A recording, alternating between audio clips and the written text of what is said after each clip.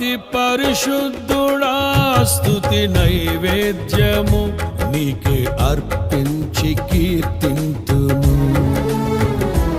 అతి పరిశుద్ధుడా స్తుతి నైవేద్యము నీకే అర్పించి కీర్తింతును.